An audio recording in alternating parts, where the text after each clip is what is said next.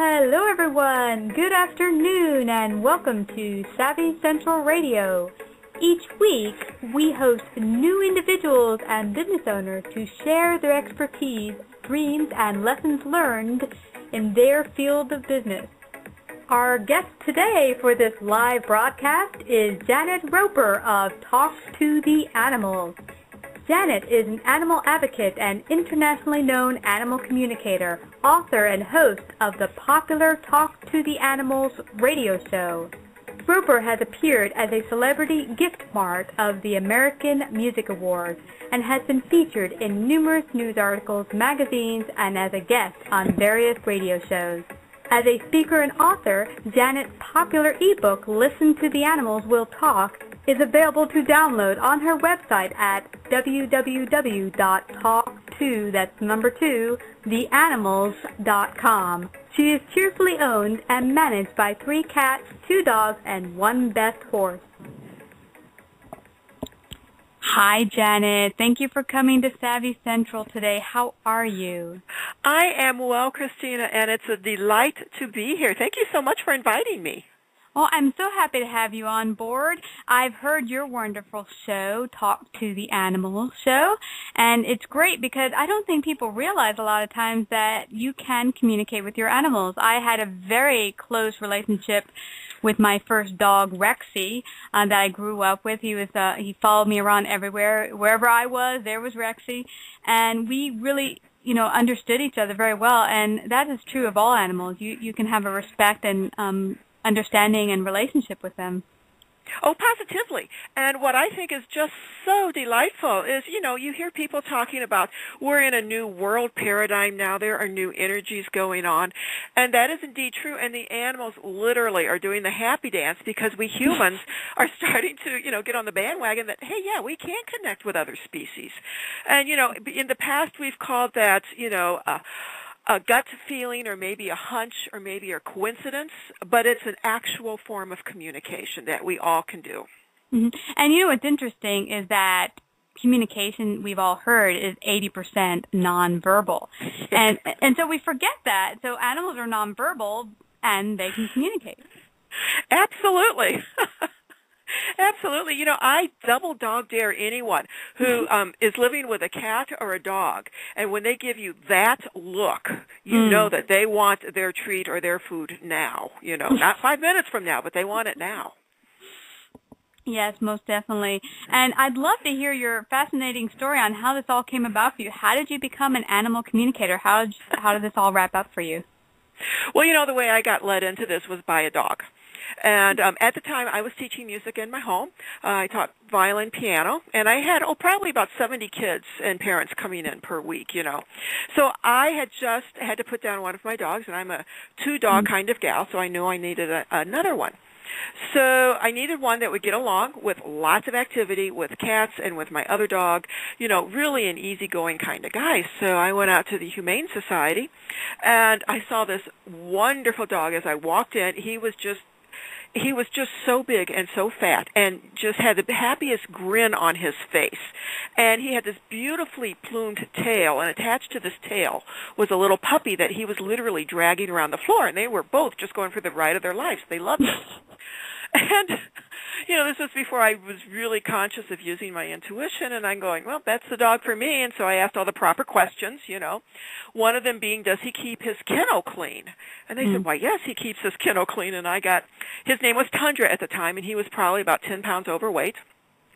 I got Tundra home, changed his name to Teddy, and he kept the kennel clean, and the rest of the house was just fair game for peeing and pooping all over the house. He was 8 years old at the time, so I attributed that to an age thing, and I took him to the vet, and they said, oh, heavens, no, he's in perfect health, he's fine. So, strike that one down. I worked with a trainer, and she said, well, he seems to know the cues and everything. That seems to be very good. So I'm going, okay, now what? I kind of felt like I was just left holding the ball in my hands. What do I do here? So I'm literally sitting in front of the fireplace one day, and this ad for an animal communicator falls into my lap, face up. And I'm just going, okay, got to try it. I've tried everything else. So she was in my neck of the woods, called her. We got started on the animal communication, and as we started working, she started working with me and Teddy. I realized that this was something I'd done all my life. And I'm going, oh, I can do this too. And so that's how I got started in it. I was led into it by my dog, Teddy. It was really interesting because after working with a communicator, he kept the house so clean. That was his job that I gave him to do, keep the house clean while I was gone, and up to literally his dying day. And so it was just really amazing to watch the glory of animal communication, and when you connect with animals on that level, how they understand what is expected of them, what you want, what they need, It's a great tool. And they don't give animals enough credit. I think sometimes it's really the owners that get in the way, and often it drives me a little batty when I see owners treat their dog like a cute little doll or their cat. Like these are, I see them as kind of persons. They have their own personality and their own way of, how they feel about things. And when you treat them like a doll, I mean, I'm sure it doesn't feel good for them. Well, we are talking to different species. And as I've said before, a dog always knows where their teeth are. A cat always knows where their teeth are and how to scratch. And a horse always knows how to give a well-aimed kick should they need to. But, the thing to keep in mind is that is their last form of communication. They've been telling us along the way that, hey, this isn't working, I don't like what you're doing, we need to change things here. And we humans, like I say, we're sometimes the last to get on the bandwagon. We're the last to know, and then we will say, oh my gosh, all of a sudden this dog bit me. When no, it's actually been happening. We just need to pay attention to some people start with the body language, to the signs that the animals are giving us. And I remember hearing this one case where this news anchor had a dog come on a pit bull, and she went up really close, and she was so into her story, she wasn't paying attention. I was looking at the news story after it happened, and I could see his body language was very tense and nervous. Yeah. Like all the people in the audience and the cameras and the noise, he was really nervous, and it was building and mounting, and I was like, oh my gosh, no one notices what's going on, not even the owner. And then bam, it was over. He bit her on the face, and it was a really disastrous event for her. But I felt really frustrated because then everyone wanted to say that evil little pit bull, and I was like, pit bulls are not evil. Right on. Yes, right on with that. It calls for us humans to really wake up and smell the roses, so to speak, to really open up our horizons, broaden our horizons, so we are truly in tune with the animal and seeing what's going on. Here at Talk to the Animals, we call that relationship with and not power over the animals. And anytime you are in relationship with someone, whether it is, the bees that live outside or the cat dog that you cohabitate with or the two-leggeds that you live with, anytime you are in relationship, that door is open for communication to go back and forth. But when we are in not a relationship, but when we look at being in connection with animals as power over, then that door is closed. We're not getting the information that they are sending us.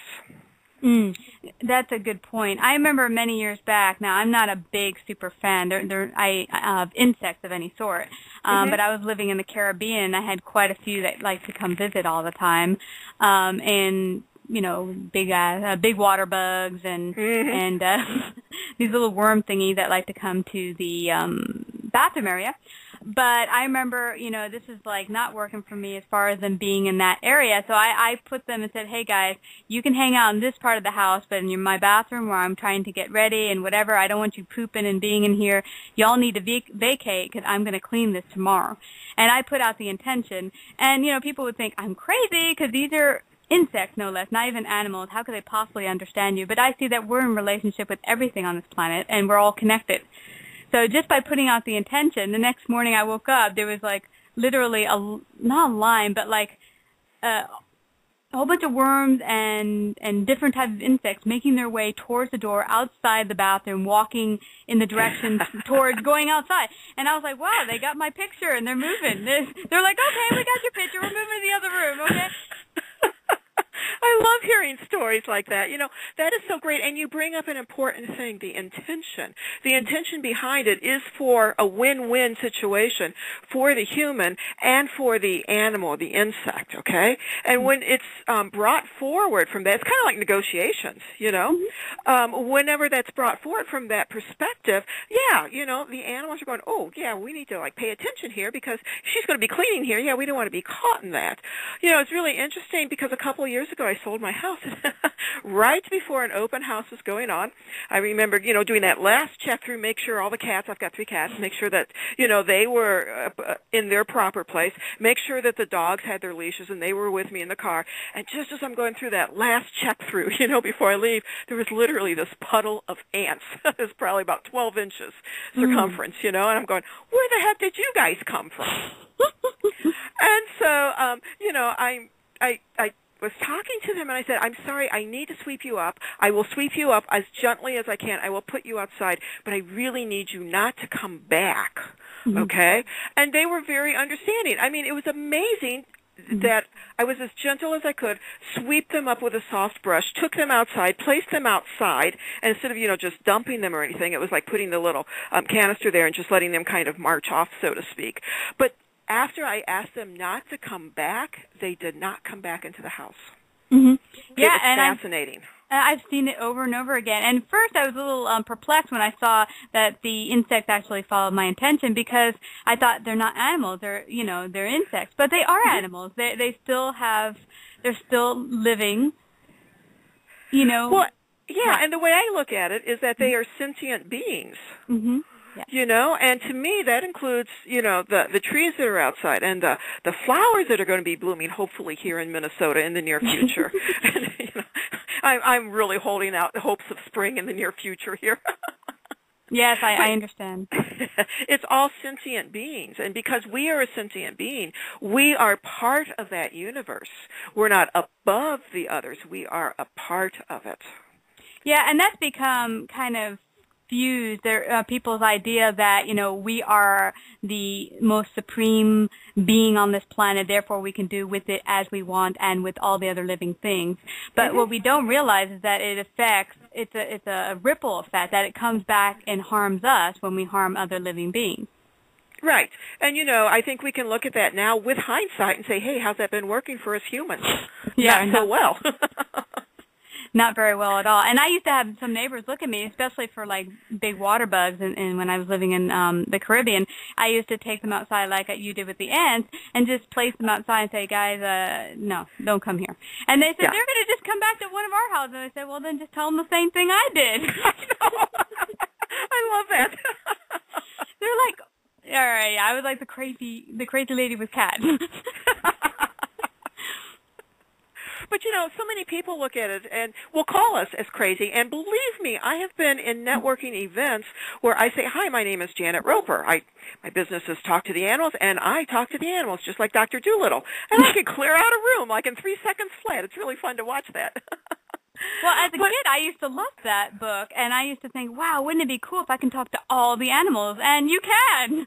You can. And plus that, they will talk back to you, because that's the flip side of it, Christina, is the listening to what they have to say. You know what I've found, Janet, is that I think most of the other living things on this planet are very much in tune with nature and each other than we are of everything else going around us. And I think it's become much worse with the modern technology and onset of TVs and podcasts and all these other things. And yeah, we're doing a podcast right now. But you know what I mean? People so entrenched in all of their technical gadgets and such that we become so disconnected from each other and from, the, environment around us. I think you're absolutely right on that. And, I am speaking because I'm kind of like the social media holic, if you want to call it that. And I, for an animal communicator and a musician, I certainly have a couple of spare geek genes that I've just become aware of that I have in the past few years. But yeah, with the animals and with the plants and with the trees and with the rocks, they are in the present. You know, it's really interesting. If you observe your animal at home, they're not thinking ahead to what's coming up or, oh my gosh, you forgot to give me my favorite treat, 3 weeks ago. What's going on with this relationship here? They are truly in the present. And that's one of the benefits of being in connection with the animals or the plants or the trees or the rocks, is that it helps us to stay into the present and not go into the past or not go into the future. That is probably the biggest takeaway that we could all take away from our animals, is to stay in the present.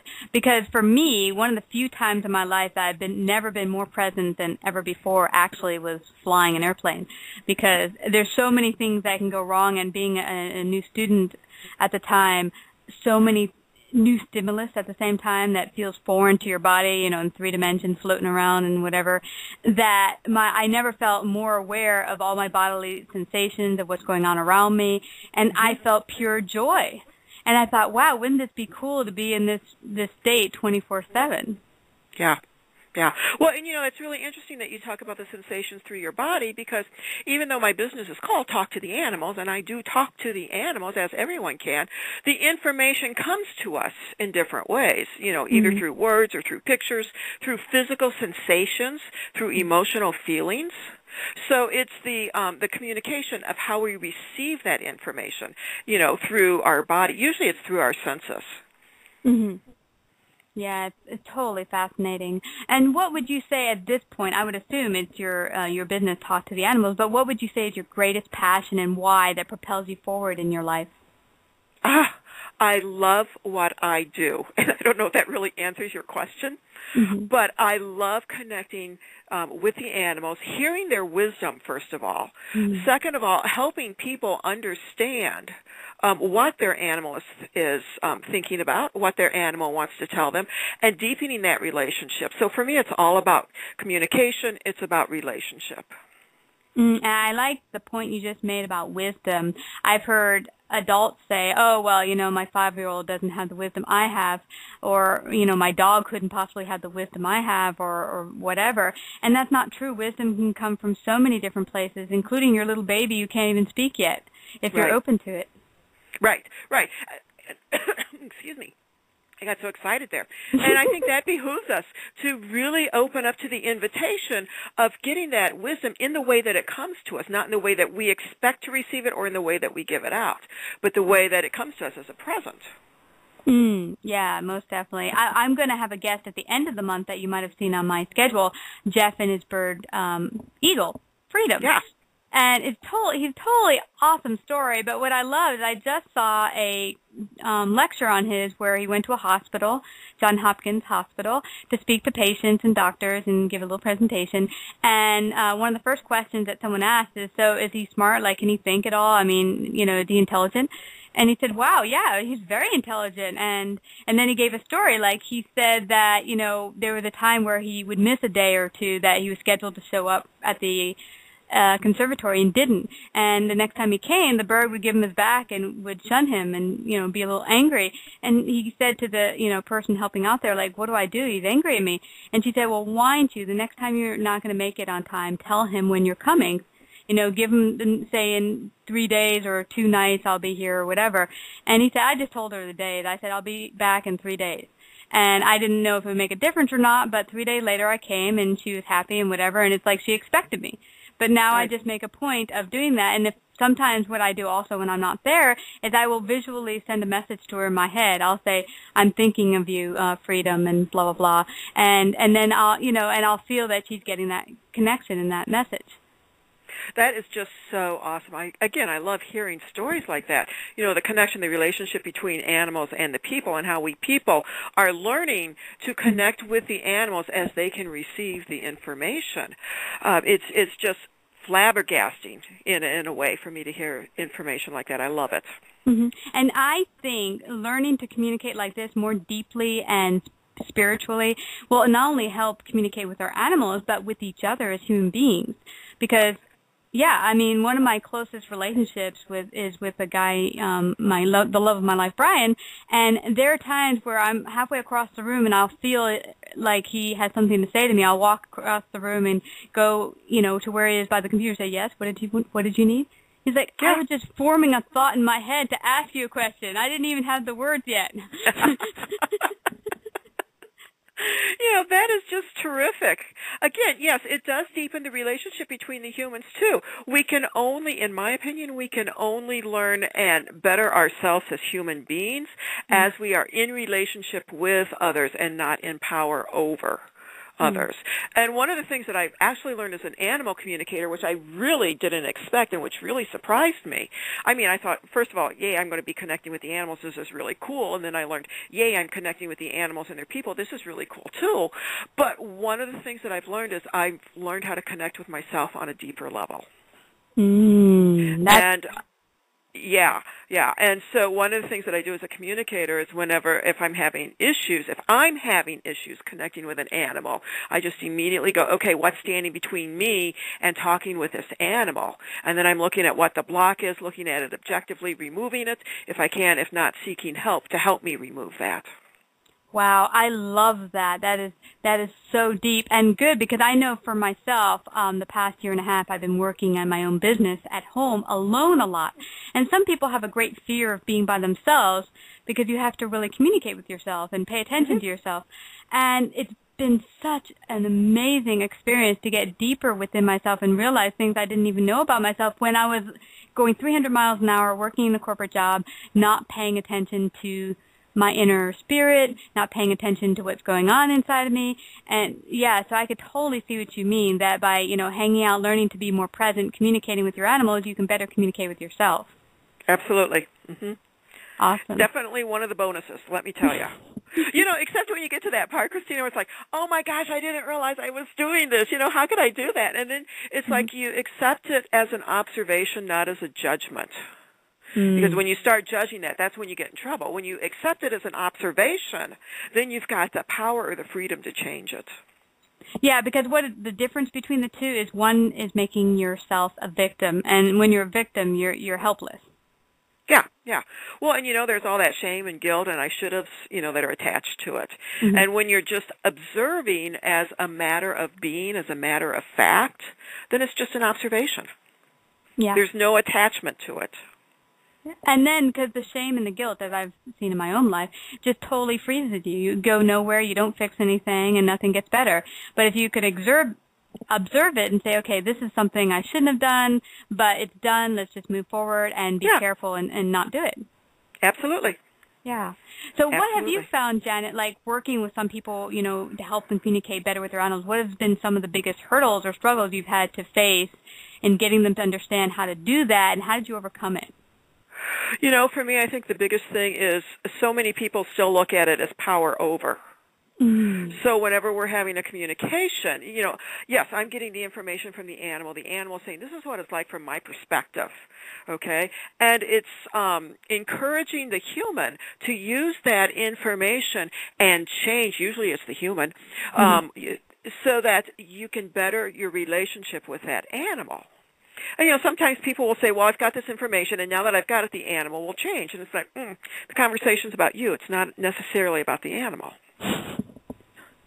Yeah, you're not listening. And I love, you've mentioned it 3 or 4 times now, power over. Why do you think it's such a hard concept for people to understand not to have power over, but to be in relationship with? Because that's our culture, that's our society, and actually that's our religious upbringing, too. You're right. Yeah, wow. That, we are at the head of the chain, so to speak, and that we are to care for. Well, whenever we care for, there's responsibility that goes along for that caring. But I think that part has gotten either lost or mistranslated or, just not paid attention to.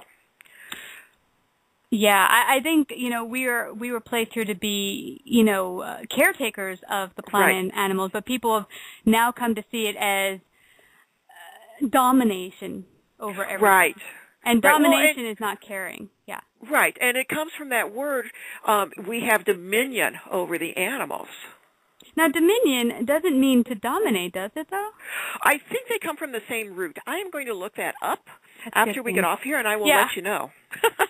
I'm going to look that up, too, because I don't think it does. I mean, I've always seen it, and because I've read it in Genesis, and I've always seen it as, okay, we're to kind of look over, because we're, as you said, we have greater responsibility. We are the ones so-called with more intelligence, so we are to look over and caretake of the planet and everything in it. Yeah. Which works until it doesn't work. Until we get to thinking, oh, this is the only way to do it. Well, you look at the horse, and if it's not a beneficial relationship to all involved, then something needs to be changed. Yeah, I can totally see what you're coming from. Yeah. So who would you say have been your biggest role models along your journey? They've all had 4 legs. I bet. First one was my dog, Teddy, who brought me into animal communication. Second one is my horse, and he is just such a wise horse, and so caring and so loving, that he literally will do whatever he needs to take me to the next step in our relationship and in our journey together with me being an animal communicator. And then the third one I would say would be one of my cats. He was actually the second cat I ever had in my life. I didn't have pets, animal companions, until I was over 40. Yeah, I know, that's very interesting. That's another story in itself. But I adopted him, a little orange tabby, and he started out life as Gus, and he became, within 24 hours, a little shysty cat. Called him Shysters, because he was into everything and just so adorable and so loving, but also such a wise, sage cat. After he passed, I realized that he was the one who actually did a lot in keeping the harmony and the balance in between me and all of my animal companions at that time. Yeah, it's amazing. And you mentioned your horse really helped you communicate and bring you to the next level. So you would say like he was a wise old soul of sorts and really helped you become... Absolutely. Yeah, I love that. Yes. My best horse. I love that in the intro. Well, it's really funny because I'm one of those that I'm always thinking ahead. I'm an Aquarius. I don't know if that has anything to do with it, but there you go, folks. That's what I am. And, I'm always thinking ahead. What's coming up next? How do I plan for this? How do I plan for that?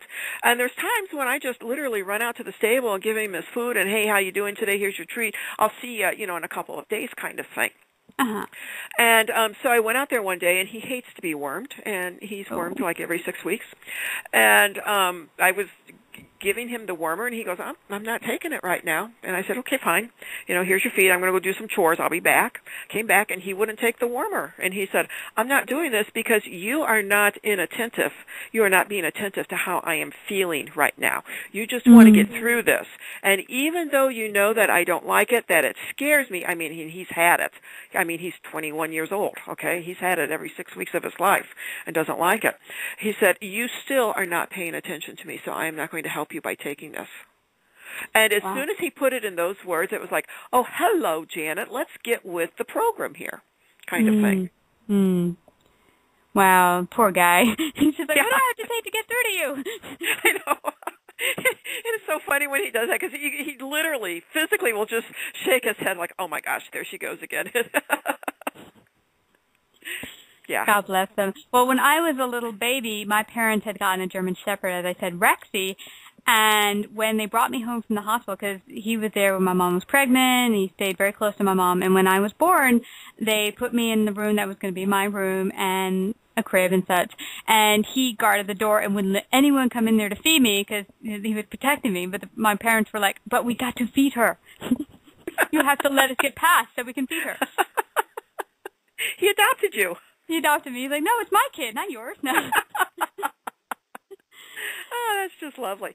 Well, yeah, and it's like whenever a new baby comes home, it is reestablishing the relationship of everybody in the house, including the four-legged, or the scaled, or the feathered, whatever species you're living with. It's rebalancing that relationship so everyone is in tune with what's going on.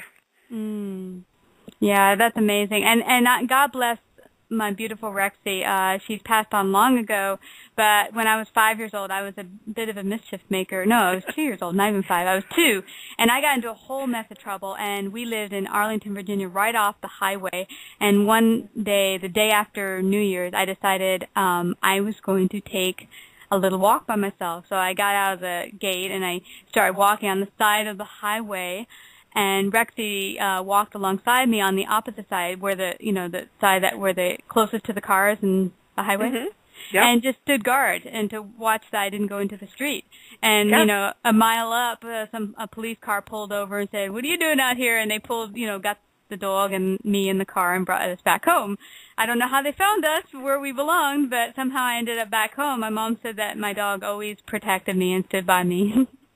Oh, that is just lovely. Absolutely. And that's the unconditional love that we experience with our animals. Yes, I certainly did. When I was older, I remember I used to read books to him. I used to play my violin. He'd always sit there howling because it sounded horrible to his poor little ears. Well, I play the violin also, and I take my violin out to the barn, and Shiloh, my horse, loves the violin. He loves the vibrations of the violin, and he will put his nose up against the scroll, the top part of the instrument, so he can feel the vibrations. But I've also got a drum, and I take that out there, and he absolutely hates it. Oh, wow. Yeah. Mm-hmm. He doesn't like it. If this 1,500-pound horse makes himself invisible in the back. He gets as far away from it in the stall as he can, just makes himself invisible. Oh, poor baby. It's something about the vibration is too harsh, I guess, for him. Yeah, and plus that the drum is made out of buffalo hide, and I think he can smell that too. Oh, wow. No, wow. So what would you say, working with so many people and animals and helping them to communicate better with their animals, what would you say is, well, I think you probably already said it, is some of the biggest mistakes that people make in trying to form relationships with their animals? And I think you just said it before. Right. There's, think relationship with, not power over. And then second of all, trust that whatever you are getting from that animal at that time is what needs to come through. Nope, you're not going crazy. Okay? Nope, it's not it might be your imagination talking, because the imagination is the door that we humans are most likely to accept information coming through when we first begin. Okay? So trust that this is the information that you are to be receiving. And the one thing that really helps me is if I stop to think of all the gazillion, million pieces of information that I could be receiving at any given point in time when I'm connected with an animal. Why is this particular piece of information coming to me at this particular time from that particular animal? So to just accept that it's true. Very good point. Yeah. I mean, when that happened with the insects leaving my bathroom, I was a little perplexed, but I said, there's no denying it. I put out the certain intention, and it's happening. But when you have a certain message within you to say, okay, this is not fake, don't push it aside, listen to it. Right. Yeah. Well, absolutely. So we are coming to the end of our little talk here. What would be your last words of advice out there for our listeners? Remember, you too can talk to the animals. It's not a special gift. You don't have to be psychic. You're already doing it. It's just bringing it to your awareness. I love that. Now, I know not everyone's in your neck of the woods, but if they are, and I think you can do help on the phone as well, right? You can help people. Absolutely. Absolutely. Great. Yes. How can they get a hold of you? They can give me a call at 952-873-3575, and then give me an email at Talk2theAnimals Radio, and that's talk with the number 2, the animals radio @gmail.com. I'm on social media as Janet Roper and Talk to the Animals. Awesome. And to listen to your show on Blog Talk Radio, they can go to Talk2theAnimalsradio.com. Awesome. Awesome. Everyone, go check it out. I've had great fun talking with Janet, and I want everyone to get in communion with their animals and nature out there. We can all make this a better world. Thank you so much, Christina. This was a delight. I'm looking forward to having you on Talk to the Animals Radio later this month. That's right, on the 23rd. I'm really looking forward to it. Yep. That will be awesome. Yeah, thank you so much, Janet, for coming on Savvy Central Radio. You bet. Take good care. Thank you. Bye-bye. Thank you for tuning in, and we will be on vacation for the next 2 weeks at Sun and Fun in Lakeland, Florida. So please tune in on April 19th, 1 p.m. Eastern, for 6-time Emmy Award-winning media coach Sean DePern.